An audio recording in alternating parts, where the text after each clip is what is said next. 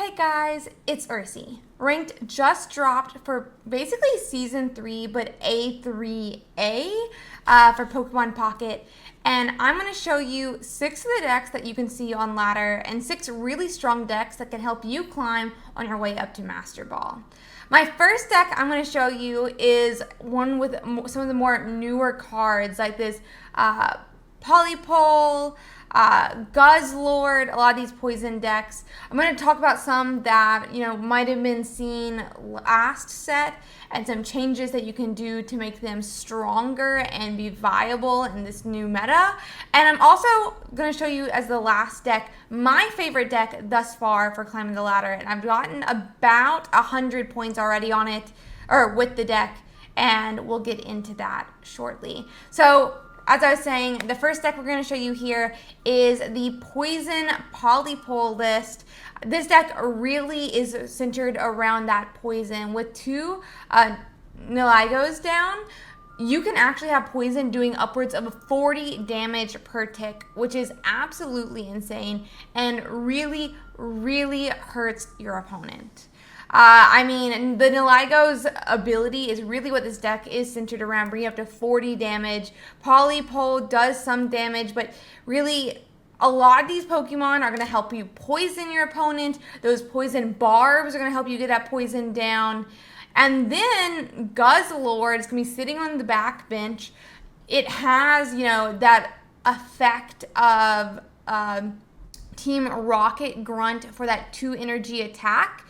And by the time Buzzlord comes out, you're going to have lost at least one of your Pokemon, at least that's the idea. And so Lusamine will be turned on, which means if you even only have 2 energy on that Buzzlord, you're going to bring it up to 4 energy with pulling 2 energies from the discard pile, putting them onto the Buzzlord, and that's going to let you attack for upwards of, 120 damage on Buzzlord, which is pretty insane. And Celesteela is actually cracked. I think it might be one of the best cards this set. We'll talk about it more in some of the other decks as well, but Celesteela that you see here is going to help you move these different Ultra Beasts from the active to the bench, try to get some different damage on them, as well as just, to decide what you want to put in the active. It's basically free retreat. But I will note, remember that you can still actually retreat these Pokemon, and that can help you power up Lusamine. Guzma is really strong so far this format, it looks like, because so many decks are using these different tools, like Poison Barb. Repel seems really strong as well, and there's a lot of really fun things you're going to be able to do with this card. But this poison deck is really innovative in my opinion, and it's one of the more difficult ones for me to be playing against right now, trying to remember some of these different maths that you need to do with Nihilagos plus 10 on that poison deck. The next deck you've all already played against multiple times, or if you're new here, this is a very, very consistent deck. It's that Ry Gueritina EX deck. It's really strong because it's really consistent in setup, and then you're able to play so many of these different trainers to help you react to how your opponent is deciding to play the game. Sabrina's to help pull these different Pokemon forward. We still have Cyrus. A Leaf is going to help you retreat some of the Darkrai or the Giratina as needed. Pokemon Center Lady to help heal back up. Mars is, again, just so strong. So many of these Ultra Beast decks or Evolution decks, as I'm going to show you, really need multiple Pokemon, which makes this Mars really, really strong. And Red's going to help you finish off these EXs that, it's an EX meta, even though Oricorio still is out there. And then obviously that Rocky Helmet, that Giant Cape, so many really fun trainer cards that help this deck stay really strong while only running 2 different basics. Our next deck as well is actually going to be that Charizard EX Turtonator, and I've played against it too many times this morning, and it just feels so strong. Some of the strongest decks right now I feel like are grass decks. I'm going to show you them later in this video, but Charizard obviously is able to then use that type advantage. It one-shots a lot of those Pokemon like Decidueye. It one-shots Buzzlord. It one-shots Buzzwole, and a lot of those grass decks I'm going to show you. But that Turtonator can do a lot of early damage as well and is able to trade some of those one-pointers. So you can force, 1.2 point as you bring up that Charizard as your third Pokemon. But Charizard also just swings for so much. You're running those 2 Kiwi to make sure that that Turtonator is able to get online. I will say Turtonator can feel a little awkward if you're not able to find Kiwi. But this deck feels really strong, and it's also just like really strong against some of those one-pointer decks, because even the Polypole deck I showed you, right, with Nihilego, both of those are one-pointers, but Turtonator can help with that point race. So still running those 2 rare candies to help bring up Charizard, 2 Pokeball, 2 Research. This one is playing as Sabrina, which means you can control what Pokemon's active a little bit, not completely. But then also 2 Guzma, because as you've noticed in some of these lists, I'm sure so many tools are being used. I think this is the only deck that doesn't really use tools. And then Lily as well to help heal up that Charizard, because once you build up the Charizard, you're going to want to keep it alive as long as you can. Next, we're going to go to a Tapu Coco list, which is really, really cool in my opinion. I am going to show you 2 different variants of Tapu Coco today.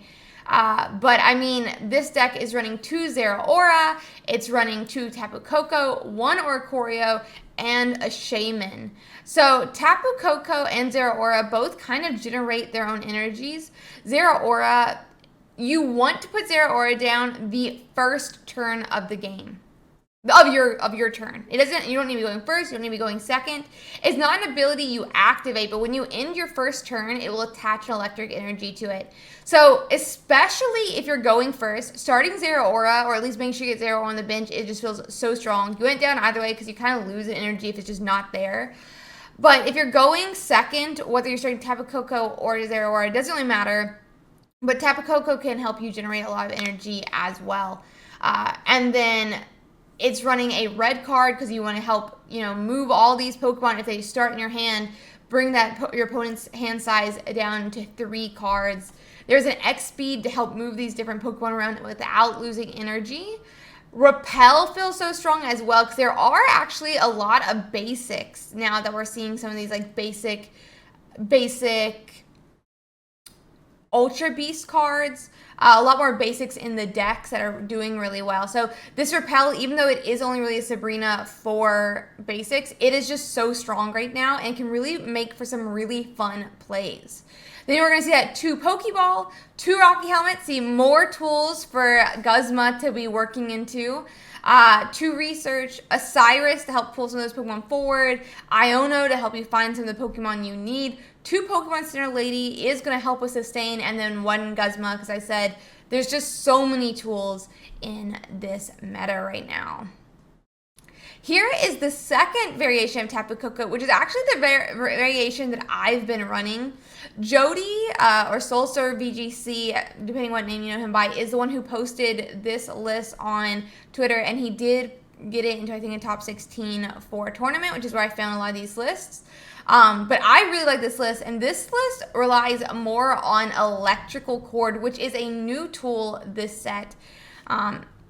I really like the electrical cord, especially with how much energy this deck is generating between that Zeraora ability to the 1 energy Tapu Coco attack. And so whatever one of your Pokemon in the active gets knocked out, if you have that electrical cord attached, it's going to let you attach 2 of the energies from your active to 2 different Pokemon on the bench. So you could attach 1 to, like, say, the Pikachu EX and 1 to the Tapu Coco. And I think this Pikachu EX is actually a great addition to this deck as well, because Pikachu, it's really your only big damage dealer in this deck. It can do upwards of 150 damage.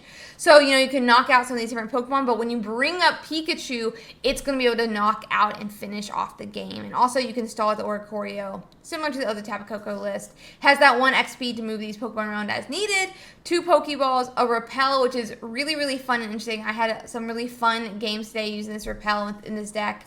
1 giant cape, those 2 electrical cord to help you set up these Pokemon after your first one gets knocked out, 2 Pokemon Professor's Research. 1 Giovanni does kind of really help with the math in this deck. Whether it's bringing that Pikachu up to 160 damage, bringing Oricorio or Zeraora up to 60 damage, or letting Tapu Coco attack for 100 or 30. Feels really nice to have this Giovanni. Cyrus, also really strong. This Dawn, however, I felt like it had so many I did so many really fun plays with this Dawn today. Just because, like, let's say Zeraora is, has generated this energy and it's on the bench, or Tapu Coco's generated energy and retreated it back. Sometimes your Pokemon got knocked out, and you either attach 1 energy to Tapu Coco and, let's say, 1 energy to Pikachu. Whichever one you move forward, it's only at 1 energy, right? But you can Dawn up at least the 2nd energy to the Pokemon, because you've attached the 2nd energy to a different Pokemon with your electrical cord, and also hand attach and let either Pikachu or Tapu Coco finish powering up so they can do that 3rd energy attack. It feels really, really nice to have that Dawn in this list. Also a Mars to help bring down hand size, disrupt hand, things like that. And that 1 Guzma. Again, it's just so strong in this format. Next, we do have Meowscarada Decidueye. I did think Meowscarada might, lose its pairing with Decidueye this set, but it doesn't seem like it. And there's still just so many EXs in this meta. So Meowscarada feels so strong. Like, I absolutely love it. The Decidueye also feels really good, especially now that it has the new Dartrix that helps ping the bench. So it can do 100 damage even more often than it was able to before. You're going to run 1 red card, 2 rare candy, 2 Pokeball, 2 Leaf Cape, 2 Research, 2 Erica, and a Lily. It just feels so strong. It just feels really consistent. You're obviously going to want to start with Sprigatito in the active, then build up the Decidueye and Meowscarada as you can. And Sprigatito's attack just really helps you thin your deck, so you're really just getting whatever card you wanted. Like, all the Pokemon are out of the deck, so you can just do whatever you want with the trainers, essentially. I'm really excited to see how it plays in this format. Finally, what I actually think is the strongest deck in the meta is going to be Buzzwole. I almost put Guzzlord and Buzzwole together as Buzzlord, but it's Buzzwole. You're going to see Celesteela and Kartana and 1 Pheromosa. Oh my god, guys. This deck is so much fun. Buzzlord does so much more damage than you would expect with only 120 damage. I think. But Kartana attacks for 40 with 1 energy, so you definitely either want to start Kartana or Pheromosa. But they don't have to start in the active because of our lovely little Ultra Beast Celesteela, which Celesteela, it can move whatever Pokemon in the active, and that means itself can be moved out of the active as well. So even if you need to start a different Pokemon in the active spot, you can move Kartana or Pheromosa up. So you just need to find them your first turn that you can attach energy. And then, using Celesteela, you can actually use 2 of them in 1 turn. So once you have Buzzwole set up, you can actually move the Buzzlord with these Celesteela Pokemon to be able to reactivate his 2nd attack. Because it does have the effect that it can't be used 2 turns in a row, but in Pokemon, once you put that Pokemon out of the active spot, it loses those debuffs and buffs, or at least the debuffs. So that's one way. Also, if you do have 1 Celesteela and then like Kartana and your Buzzwole is fully set up, you can retreat. You can use the Celesteela to pull your Buzzwole out of the active so it doesn't lose any energy, and then retreat the Kartana or the Pheromosa. I'll also say you definitely want to keep in mind that you can set up Buzzwole's Lusamine, retreating by hand the Kartana or the Pheromosa, or even the Buzzwole itself, because Buzzwole is a 2 energy retreat cost. So let's say your Buzzwole's at like 10 energy, but you found a 2nd Buzzwole, you can put it down, hard retreat, discarding 2 energies to the bench, and loosening those 2 energies back from your discard pile back to your Buzzwole, which will then allow that new Buzzwole to attack with full health, which is really, really, really nice. Then obviously 2 Pokeball, 2 Leaf Cape, 2 Research, 2 Erica, 1 Cyrus, 1 Elima in this list, so there's a couple variations in this list still, 1 Guzma, and 2 Lusamine. I had so much fun with this deck. Elima's really nice if your Celesteela does get damage on it. But yeah, I really enjoyed this list. This is the deck that I've been climbing the most on, and I'm just having so much fun with it. So let me know what you guys think of these decks. Let me know what deck you're playing on the ladder, what decks are working well for you, and leave down below, you know, what deck's doing the best for you, but also what card you're enjoying the most from the new set. So thank you guys so much for being here. Don't forget to hit the like and subscribe button, and I will see you guys in the next video. Bye-bye!